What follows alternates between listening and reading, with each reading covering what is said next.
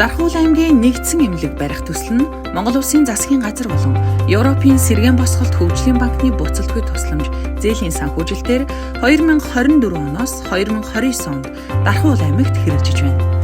Төслийн хүрээнд төвийн бүсийн жишг эмнэлгийг барьж байгуулах бөгөөд олон улсын стандартад нийцсэн 4 үндсэн барилгаас бүрдэж 250 орны хүчин чадалтай иж бүрэн орчин үеийн тоног төхөөрөмжөөр тоноглогдсон нэгдсэн эмнэлгийг барьж байгуулна.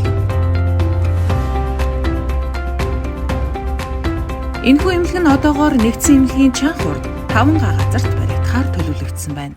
Төслийн гэрээний дагуу Монгол Улсын засгийн газраас төслийн дэд бүтцийг бүрэн хариуцаж ажиллах бөгөөд энэхүү ажлын хүрээнд 2025 онд автозам, үерийн даган, инженерийн шугам сүлжээний зураг төслийг боловсруулах 3 багц ажлыг хэрэгжүүлэх юм. Нэгдсэн эмнэлгийн цогцлборыг аймгийн төв замтай холбох 897 м автозамын ажлыг Бурханд Эко Асфальт компани гүйцэтгэж байгаа бөгөөд одоогоор 60% гүйцэтгэлтэй.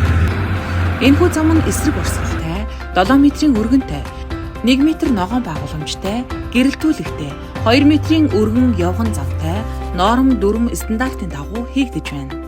Мөн төслийн хүрээнд үерийн хамгаалтын сувгийн ажлыг Багандант компани гүйцэтгэж байна.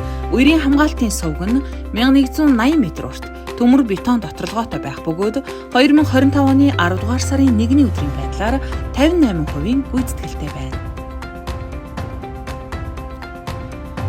Энэхүү эмнэлэг нь олон улсын ногоон барилгын ээж гэрчилгээтэй английн эрчим хүчний шаардлага хангасан нарны энерги хоримтлуулан 7 хоног ус цахилгаангүй ажиллах боломжтой олон улсын эмнэлгийн барилгын стандартын дагуу баригдах төвийн бүсийн жишг нэгдсэн эмнэлэг байх юм.